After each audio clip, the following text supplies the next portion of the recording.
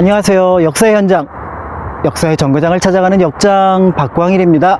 이번에 들르실 역사의 역은요, 제 뒤에 보이시나요? 몽촌 토성입니다. 오늘 정차할 역은 백제역입니다. 지금 제가 나와 있는 곳은 한성백제박물관 옥상인데요, 백제 500년의 역사가 나와 있는 곳입니다. 지금 여러분들이 보시는 이곳 서울에서 백제는 500여 년의 시간을 보냈습니다. 한성백제박물관은 여느 박물관과 다른 주제를 가지고 있는데요, 일단 전체 모습이 마치 토성처럼 되어 있습니다. 백제를 상징하는 역사 유적이 토성이 많기 때문에 그렇고요.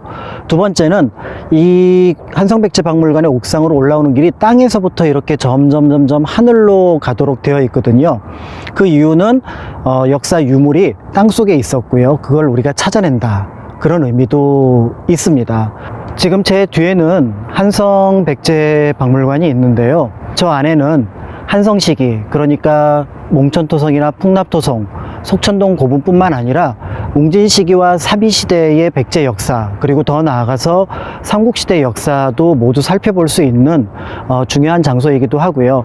한성시기 백제를 살펴보기 위해서라면 제일 먼저 또는 마지막에 이 장소를 들르시면 큰 도움이 되실 겁니다.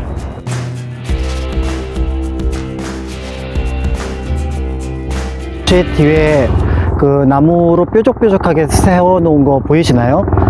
저게 바로 목책입니다. 백제의 성들은 대체로 토성으로 되어 있기 때문에 저런 목책을 보조로 세워서 방어에 쓰곤 했습니다. 몽촌토성은 이미 있던 언덕을 활용해서 중간중간에 흙을 쌓아서 토성으로 만들지 않았을까. 그래서 평소보다는 전쟁 때 또는 필요에 따라서 잠시 왕이 옮겨갈 수 있는 곳으로 이곳을 만들었을 걸로 생각이 됩니다. 보통 우리가 백제 역사라고 얘기를 하면은 공주 그리고 부여를 먼저 떠올립니다. 물론 중요한 도시지요. 도읍지기도 했고.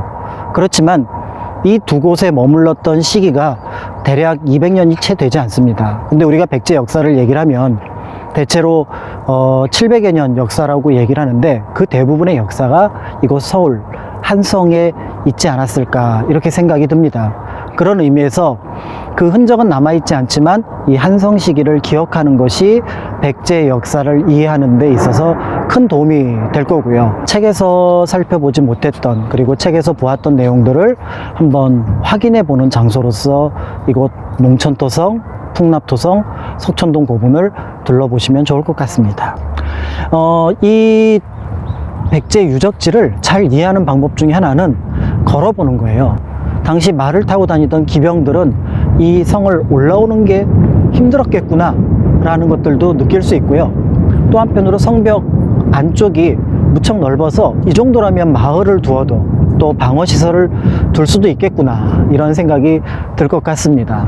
상상력, 역사를 보는데 꼭 필요한 거고요. 백제가 어떻게 해서 여기에서 밀려나고 그 다음에 웅진으로 그리고 또 사비로 도읍지를 옮겼을까, 그 궁금증을 가지고 있는 것도 중요할 것 같습니다.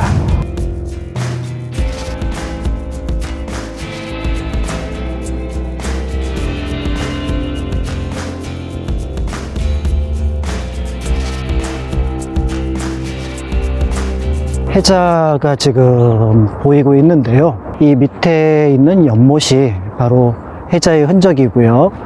그 다음에 왼쪽에 지금 보이는 저 숲이 바로 이제 성벽이 됩니다.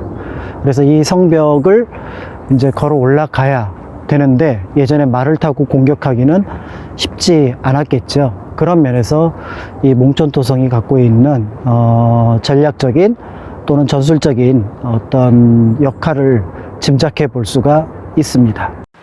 지금까지 몽촌토성에서 백제 역사를 살펴보았습니다. 답사를 다닌다라는 게 가끔은 역사 내용을 잘 살피지 못하는 때도 있습니다.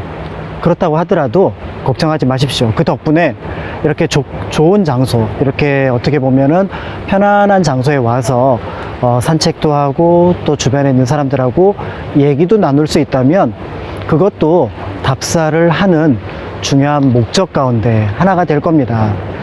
역사의 현장, 역사의 정거장을 찾아가는 박광일이었고요. 이번 정차역은 백제역이었습니다.